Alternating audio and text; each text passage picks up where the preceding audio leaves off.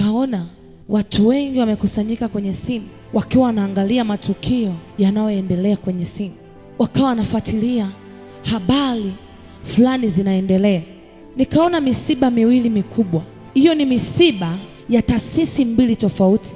Msiba mmoja ulikuwa ni wa taasisi ya kiserikali, ni wa kiongozi, ni wa mtawala ambaye watu wengi wanamsikiliza na kumfuata. Lakini msiba mwingine ni wa taasisi ya dini, kiongozi wa kwenye dini fulani.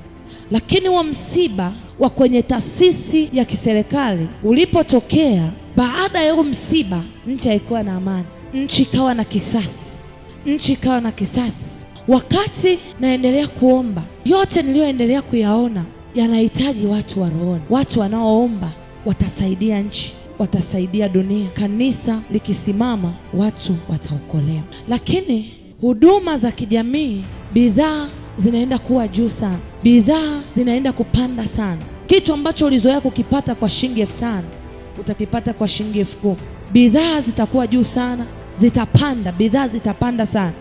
Na sio baadhi ya bidhaa, lakini kila bidhaa, kwenye chakula, kwenye mavazi, kila kitu kitakuwa adimu.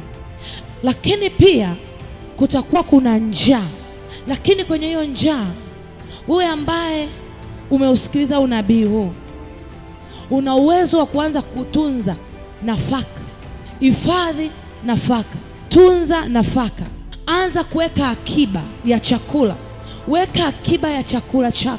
Utashangaa unga umekuwa na bei, mchele, mara kila kitu kimepanda. Lakini pia wewe unayehifadhi chakula, unaweza ukahifadhi chakula pia kwa ajili ya kuwauzia wengine, kwa sababu kuna watu watakuwa na fedha lakini hawatakuwa na chakula. Kwa hiyo kwa wakati huo fedha haitakuwa ya muhimu.